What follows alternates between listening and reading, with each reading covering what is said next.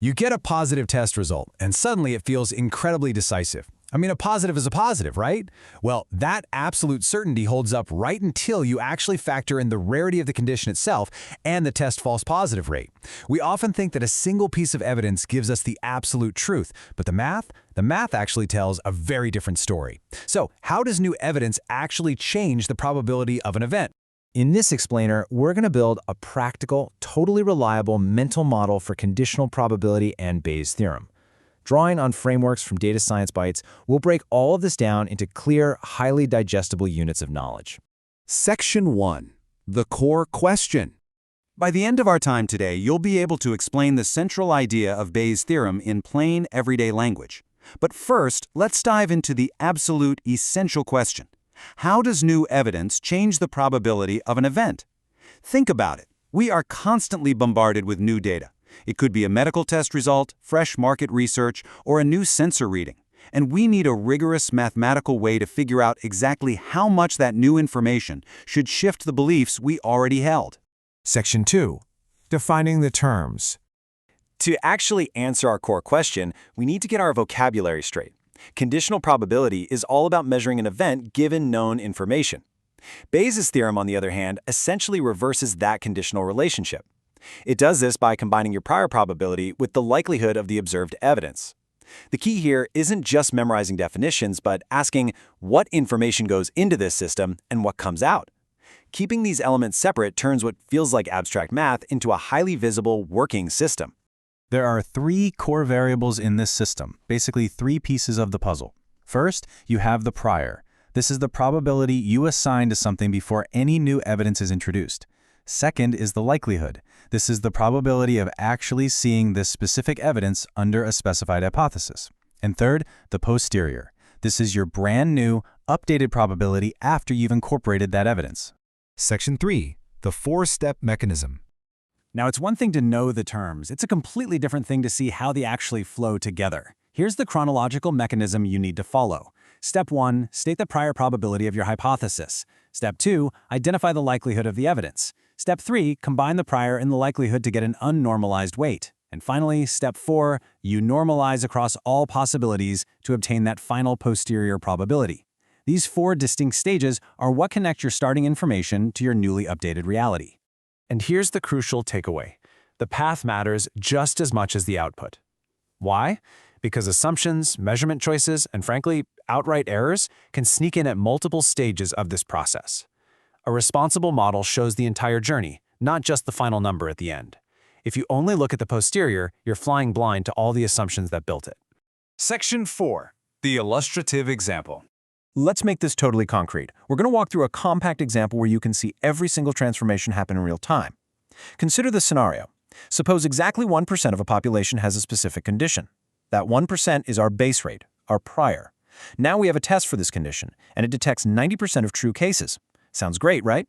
But wait, it also falsely flags 5% of completely unaffected people as positive. So you take the test, and it comes back positive. What is the actual probability that you have the condition? Your gut intuition probably screams 90%, but let's see what the actual math says. Let's look at how the raw numbers reveal the truth here. We'll scale our 1% base rate to a hypothetical population of 10,000 people. 1% means 100 people actually have the condition. The other 9,900 do not. For the 100 people who do have it, the test detects 90% of them, which gives us 90 true positives. But look closely at the 9,900 people who do not have the condition. The test falsely flags 5% of them. That's 495 false positives. So, if we look at every single person who got a positive test result, we have 90 true positives plus 495 false positives. That equals 585 total positives. And this right here brilliantly illustrates the true power of Bayes' theorem. Out of those 585 total positive results, only 90 of them are actually true cases. When you divide 90 by 585, you get roughly 15%. A positive result corresponds to about a 15% posterior probability, not 90%. The base rate fundamentally changes how you interpret the exact same test sensitivity. Now, in a real-world project, this exact logic might involve thousands of variables and iterations, but the conceptual path stays completely recognizable. Section 5. Misconceptions and limitations. Now that we've seen the mechanics in action, it's vital to talk about matching this method to real-world questions. You should be using conditional probability for things like diagnosis, classification, risk updating, and really any decision where evidence has different frequencies under competing explanations. A great rule of thumb is to always match your method to the question, the available data, and the cost of being wrong. Never choose a technique just because it sounds sophisticated. Always ask if its output actually answers the question you're asking. Which leads us to a massive, incredibly common trap.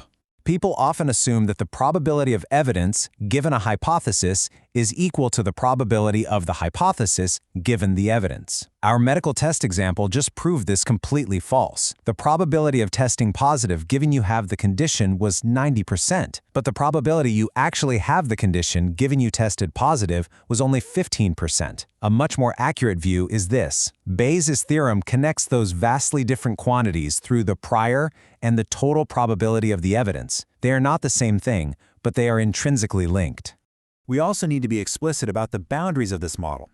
The big limitation is that your posterior quality depends entirely on having defensible priors, defensible likelihoods, solid independence assumptions, and a true population match.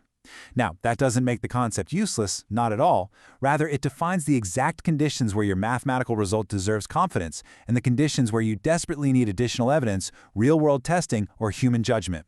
You simply cannot outcompute a bad prior. Section 6. What, how, and when.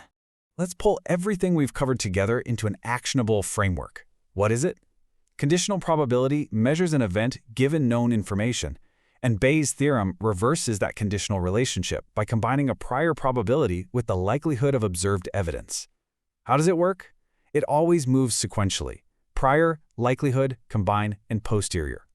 And when does it matter? You use it for diagnosis, classification, risk updating, and any decision where evidence has different frequencies under competing explanations. Just remember those boundary guardrails. The quality of your posterior probability completely depends on defensible priors, likelihoods, independence assumptions, and a proper population match.